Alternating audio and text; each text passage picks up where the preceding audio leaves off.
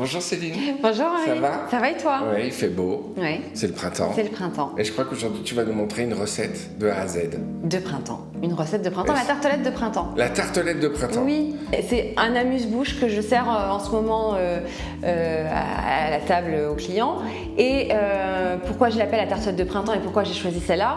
Parce que c'est un dessin, c'est une petite peinture qu'on fait différemment chaque jour. Ouais, voilà. Elle a ce côté, on la dessine tous les jours, elle a une tête différente. Bon, alors on va commencer le récit de ta recette. Et alors c'est pratique parce que tu n'as plus rien à faire, on a des images à côté de toi. Oui, oui. D'accord. On commence par quoi alors? Alors on va commencer par faire la pâte. Ouais. Parce qu'ensuite on va devoir la mettre pendant une petite heure au frigo. Donc la pâte, on va mélanger la farine, oui, le beurre salé mou qui a été mis à température, l'eau et un petit peu de sucre. D'après ce que je vois, tu tritures un petit peu tout ça. On la malaxe. Tu la malaxes. On malaxe la... moi je voyais plutôt de triturage au niveau des mais doigts. d'abord on sable un petit peu. Tu sables. On sable le beurre avec la farine pour avoir justement un aspect sableux. Et ensuite on va ajouter un petit peu d'eau froide et on va terminer de faire une boule avec qui va partir au frais pendant minimum 1 heure. D'accord. Il y a une raison technique pour laquelle elle part au frais. Que le gluten fasse son travail de gluten. Voilà.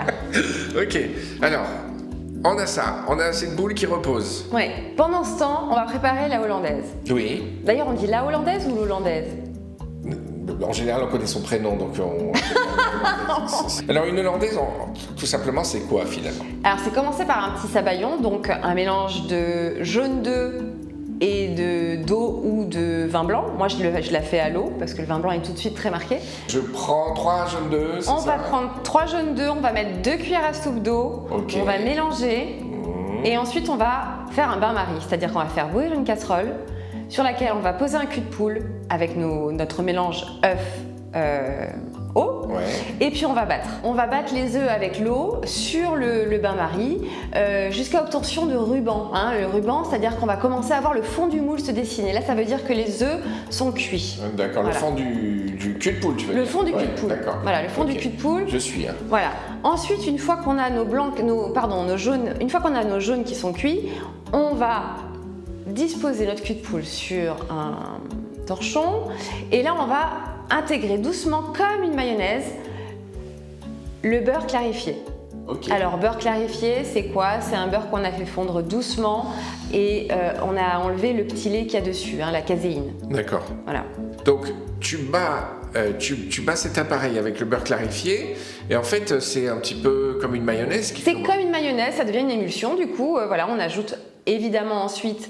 Alors moi j'en mets un petit peu au début, un petit peu à la fin, le zeste de citron. Ouais. Un pour le goût, un pour la fraîcheur, et sel, poivre, et voilà quoi, on a une hollandaise. Ok. Tu fais quoi de cette hollandaise Pour l'instant, on la laisse à température. D'accord. D'accord, ça c'est important. On la laisse, on la tient pas sur un bain-marie. On va la laisser à température parce qu'on va faire notre purée de légumes. D'accord. Alors la purée de légumes, c'est quoi? C'est qu'on va prendre tous nos légumes, un par un, tous ceux qui vont intégrer la tartelette. Ouais. Et qui méritent une cuisson, bien évidemment. Donc on va avoir les asperges. Alors les asperges, on va enlever vraiment le bout qui va nous servir, le bout très dur qui va nous servir à rien. Par contre, ensuite, on va séparer les queues des têtes. D'accord. D'accord. L'homme de l'artiste. L'homme de l'artiste. Pardon, on va écussonner. D'abord, en tout premier lieu, on va écussonner nos asperges. Écussonner. Alors écussonner, c'est enlever un petit peu pas les épines, mais les écussons. C'est des écussons, des écussons d'asperges. Les écussons d'asperges, voilà. La queue, on va la couper en petits morceaux. Oui. Ok. Et de côté, on va laisser les têtes.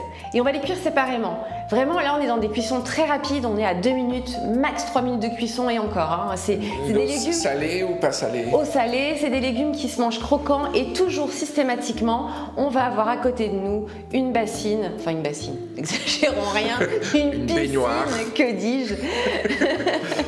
Mais un cul de poule avec de l'eau pleine de glace. Les petits pois, c'est 2 minutes dans l'eau bouillante, pas plus. On les met dans l'eau glacée, mais surtout, elles, pour le coup, elles y restent jusqu'au moment du dressage. Parce que si vous les sortez trop rapidement, elles vont friper. Et nous, on veut des petits pois. Elle, au féminin, pluriel, c'est qui? C'est des petites poites. Des petites poites. C'est des petites poites, d'accord. Donc en fait, c'est vrai qu'un magnifique petit pois, c'est celui qui n'est pas fripé. Alors j'essaye pour moi aussi de me mettre tous les jours dans de l'eau glacée. Dans de l'eau glacée. Mais voilà, et en fait c'est juste de les laisser se réhydrater dans l'eau glacée jusqu'au moment du dressage, et vraiment 2 minutes avant je les assaisonne, mais pas avant. D'accord. Voilà. Elles sortent de l'eau bouillante. Vraiment, tu as décidé de les féminiser, et je respecte, il n'y a aucun souci, c'est des petites poises, et ceux qui sont pas contents, il y a d'autres chaînes YouTube. Alors j'ai blanchi quoi là? Pour l'instant j'ai blanchi les asperges. Les asperges, les petits pois, et les asperges en 2 temps, c'est-à-dire que les queues d'asperges vont cuire 1 minute de plus. Ok. D'accord? Une fois qu'on a tout ça, alors on met les têtes de côté parce qu'elles vont nous servir au dressage, donc on ne les touche pas. Par contre, les petits pois, les queues d'asperges, et moi je rajoute même aussi un petit peu quelques feuilles d'épinards. On va les prendre, tout ça, on va les mettre dans un mixeur et on va en faire une purée avec un petit peu d'ail nouveau. Là c'est la saison de l'ail nouveau, donc il est moins fort que l'ail frais, mais du coup j'en ai mis quand même une petite dose en trop. Ça sert à rien d'en mettre autant, sauf si vous aimez beaucoup l'ail, ce qui est mon cas. Mais voilà, vous mettez juste une petite gousse d'ail frais entier avec donc avec les asperges, les petits pois, l'épinard, une bonne huile d'olive. Peut-être, si vous le souhaitez, un jus de citron, et on mixe. On a une purée bien lisse, on la mixe bien longtemps. Voilà, il faut que ce soit vraiment bien lisse. Ok. Une fois qu'on a cette purée, on sale, on poivre évidemment, on l'assaisonne cette purée, on va la mélanger pour terminer l'émulsion directement avec la purée. Et pour terminer le mix, pour terminer le mix, c'est que ce soit vraiment une belle purée bien lisse. Ok. Et ensuite, ça va être au goût, c'est-à-dire que vous goûtez votre purée, il faut quand même que ça ait la texture, il faut qu'on sente l'hollandaise. Donc là, vous allez ajouter, selon vos goûts, un peu plus d'hollandaise, un peu plus de purée pour faire votre appareil parfait. Donc maintenant, ce qu'on va faire, une fois qu'on a cette purée de légumes, ça va repartir au frais, parce qu'en fait, la purée de légumes va contenir de l'eau et va rendre un petit peu la hollandaise plus liquide. Et donc, qu'est-ce qu'on va faire? On va mettre tout ça au frigo. On va compter sur le beurre qu'il y a dans la hollandaise pour raffermir et donner une texture d'appareil qui tienne un petit peu sur la tarte. On a quelques morilles, hop, dans un petit peu de beurre, une poêlée de beurre, quelques morilles, on enlève le pied, et puis poêler dans du beurre, voilà, quelques minutes, le temps de la cuire. Ensuite, on va torréfier les noisettes.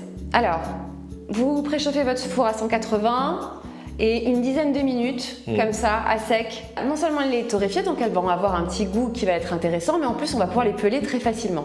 Donc à la sortie du four, il suffit d'attendre que ça refroidisse un petit peu, et puis là on les frotte entre ses mains ou dans un torchon, et on les pèle très rapidement. On les coupe en 2, parce que ce qui est joli, c'est de voir vraiment la coupe. Super. Le fond de tarte, on le sort du frigo. On le laisse un petit peu revenir 2 secondes à température, enfin un peu plus que 2 secondes. On va l'étaler au rouleau. Et si vraiment on veut, et si on a chez soi un laminoir, moi je lamine la pâte pour que toute la bordure soit vraiment au même niveau. Et je mets sur le niveau 3. Ensuite, en emporte-pièce. Alors, en porte-pièce, ou sinon vous faites un carré et après vous découpez au couteau. Hein. Mais ce qu'il va y avoir d'assez important, en fait, c'est qu'il va falloir superposer 2 moules pour bien aplatir le fond de tarte qui, je rappelle, va cuire comme ça, va pré-cuire à sec, sans l'appareil. Donc, pour une pré-cuisson et pour pas que le fond de tarte gondole ou ondule ou se désintègre trop, on va le appuyer avec le moule de la même taille par-dessus et on va le cuire comme ça. Alors si vous avez compris, ne prenez pas la route, ne prenez pas le volant, tu mets ta pâte dans un moule et tu mets le même moule sur la pâte. Sur la pâte, pour que ça garde bien. On met la pâte en sandwich en fait, et on cuit comme ça. Ok. Et ça, à quelle température?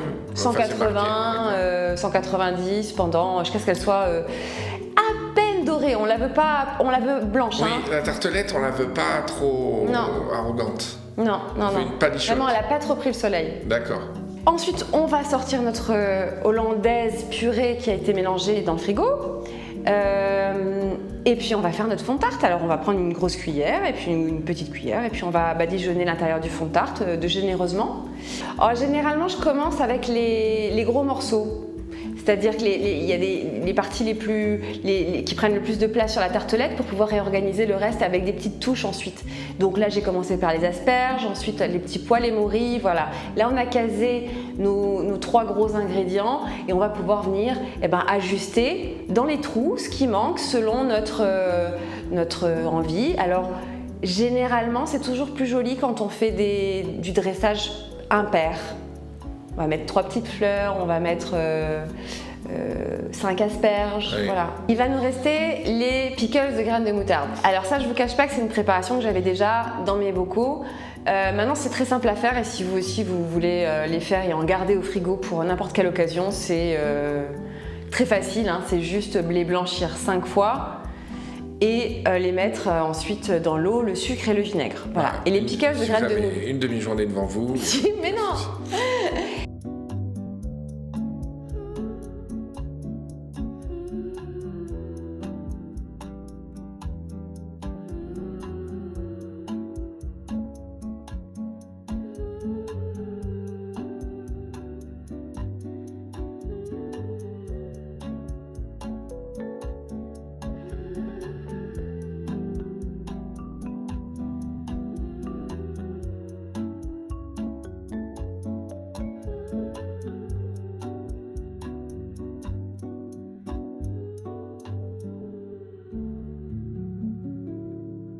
Eh ben merci Céline pour ce débrief post-recette en fait. Ouais. J'aime bien cette idée moi.